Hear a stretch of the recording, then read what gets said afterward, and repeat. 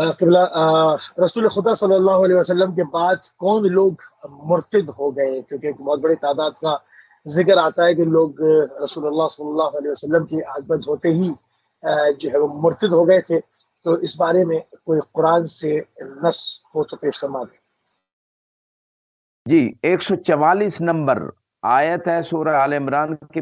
بسم اللہ کے بعد وما محمد صلی اللہ علیہ وآلہ وسلم الا رسول قد خلت من قبل الرسل افئن مات او قتل انقم، کہ محمد جو ہیں وہ رسول ہیں اور ان سے پہلے بھی رسول گزرے ہیں، اگر وہ فوت ہو جائیں یا قتل کر دیے جائیں تو کیا تم اپنے پچھلے پاؤں لوٹ جاؤ گے؟ ومن ينقلب علی عقبیہ فلن یضر اللہ شیئا، کہ جو اپنے پچھلے پاؤں لوٹے گا جاہلیت کی طرف وہ خدا کو کوئی نقصان نہیں دے گا. وَسَيَجْزِي اللَّهُ الشَّاكِرِينَ، اور خدا شکر کرنے والوں کو جزا دے گا. اس آیت کے ضمن میں روایت بتاتی ہے امام باقر علیہ السلام سے، یہ روایت موجود ہے، اور روایت روضۃ الکافی صفحہ 245 پہ 341 نمبر روایت جو اس کتاب کے مطابق ذکر ہوئی ہے. اس ناس اہل رد بعد رسول اللہ الا ثلاثہ، کہ رسول خدا کے بعد لوگ مرتد ہو گئے مگر 3 لوگ بچ گئے تھے.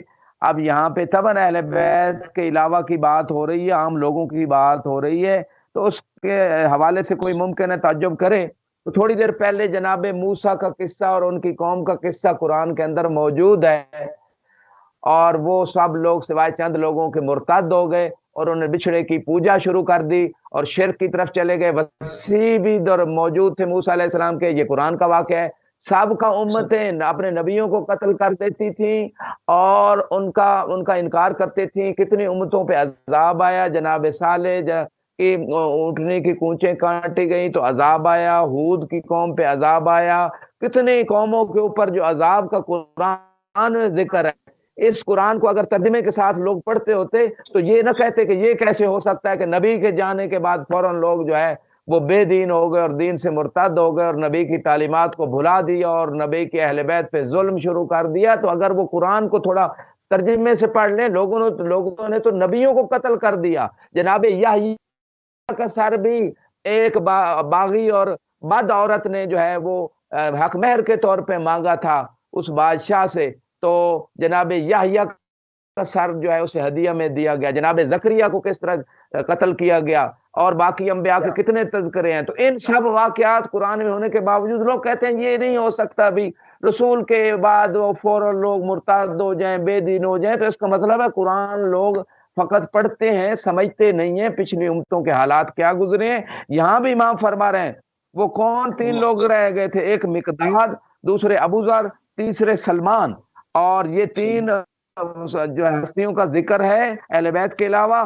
ثم عرف اناس ھذا الامر بعد یسیر، پھر امام فرماتے ہیں کچھ ایسا ایسا وقت گزرتا رہا، کچھ اور لوگ بھی اس قافلے میں بعد میں ایمان کی طرف آ گئے اور شامل ہو گئے، جیسے ابو ایوب انصاری ہیں، جیسے بلال ہیں، جیسے اور اس طرح کے لوگ جو ہیں آپ ان کو شمار کر سکتے ہیں. قال وهؤلاء الذين دارت عليهم الرحى وابوا ان يبايعوا حتى جاءوا بامير المؤمنين مكرها، ان لوگوں نے بیعت نہیں کی تھی یہاں تک کہ مولا علی کو زبردستی لے کے آیا گیا. اور اس مقام پہ ارشاد فرماتے ہیں، یہی آیت امام علیہ السلام نے تلاوت کی کہ اگر رسول دنیا سے چلے جائیں، فوت ہو جائیں یا قتل کر دیے جائیں تو تم پچھلے پاؤں لوٹ جاؤ گے، یعنی وہی کفر اور جہلیت کی طرف.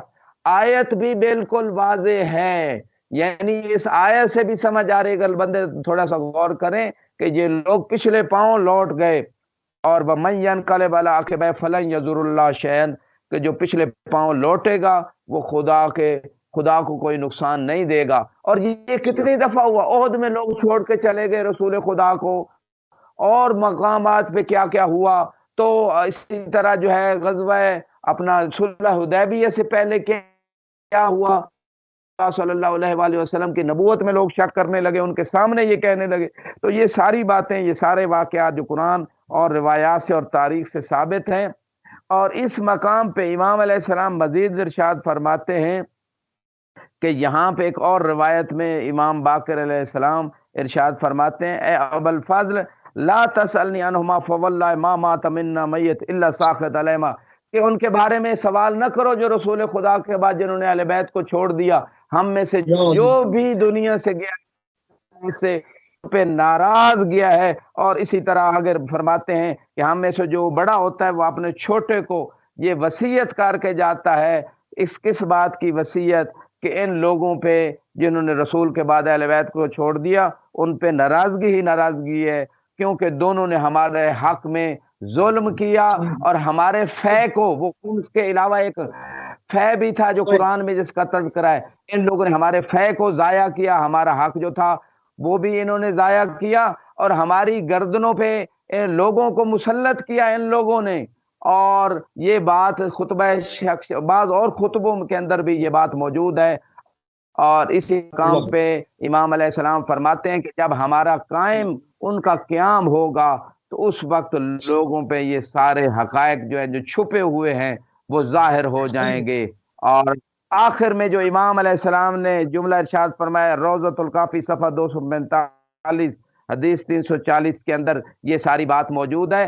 آخر میں امام علیہ السلام فرماتے ہیں واللہ ما امست من بلیہ ولا قضیہ تجری علینا اہل البیت الا ہما سببا اولہما فعلیہما لعنۃ اللہ والملائکہ والناس اجمعین، کہ ہم اہل بیت کے اوپر جو بھی مصائب آئے وہ ان لوگوں کی وجہ سے آئے جنہوں نے رسول اسلام کے بعد ہمیں چھوڑ دیا، تو ان لوگوں پہ اللہ ملائکہ کے لوگوں کی لعنت ہے، جیسے قرآن نے بھی کہا ان الذین یؤذون اللہ ورسولہ لعنہم اللہ فی الدنیا والآخرہ، کہ اللہ رسول کو جو اذیت دیتے ہیں اہل بیت کو اذیت دی، جس زمانے میں دی، جب دی، جس انداز سے دی، تو ان پہ اللہ کی لعنت قرآن کی نص سے ثابت ہے۔ جی مصری صاحب۔